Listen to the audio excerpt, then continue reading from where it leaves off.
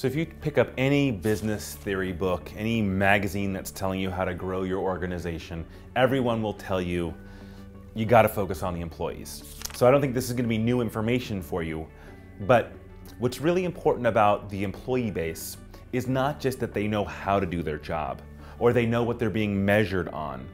What matters really is that they believe, that they actually believe in what it is you're trying to share. So for example, when you think about a faith, it's not just about the symbol of the faith. It's not just about the books that tell the story of the faith. It's about the believers, right? Whether it's the religious leader or the constituents, they all are aligned. They all understand how this should matter, how this should affect the way that they carry themselves, right?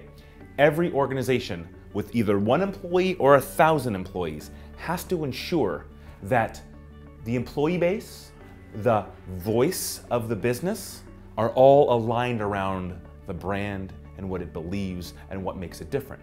Let's take the sales force as a perfect example, right?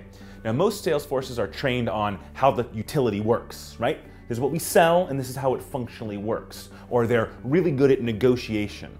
But what happens when you go into a business meeting and the sales deal is almost done and the potential client says, well, what makes you guys different?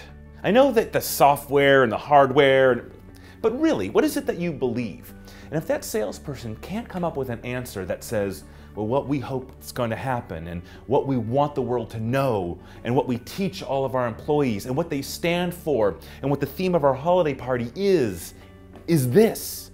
The employee base isn't going to be motivated enough. They're not going to know how to say what they do. They're not going to know how to create a connection with the audience that's listening, right? So whenever you're going through this process of constructing your business and then wrapping it in a brand, you cannot stop with the senior executive team because you'll ultimately realize when you get to 5 employees, 100 employees, 1,000 employees, that the senior executives are running the business. They're not promoting the business. They're not speaking on its behalf. Maybe they give a speech at a conference, but day to day, who's on customer service call, who's greeting people at the front door, who's responding with emails, who's writing the brochure copy, those people are your employee base? Yes. No, they're your representation. They're your spokesfolks. You have to ensure that once you've constructed this brand, you've done the research, you've theorized around the name, you've decided what the portfolio is supposed to look like, you've wrapped it in a visual system. Don't just leave it in a PowerPoint. Don't just leave it in brand guidelines that your designer holds. Teach every employee. Teach them about the research you did, teach them about what you learned about the competition, teach them about what you've learned about the consumer, who the buyer is, how they feel, what they believe, where they go, what they do. Doesn't that sound like a recipe for a great high-producing employee? We've also found that employees who believe in the organization they're working for actually know how to articulate it. They're more proud of where they work. They tell their family and friends about it more often. They work harder. They work longer.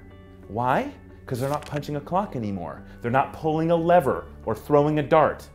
They specifically are creating something that goes beyond things that can be measured. And if you ever go to a store where you feel like the employees really want to be there, no whip, no whip can ever make an employee love a business. But a reason to believe, a philosophy, a way of seeing the world, all of these things together, that's what people want. That's what a business owes them, and that's why it's called brand alignment.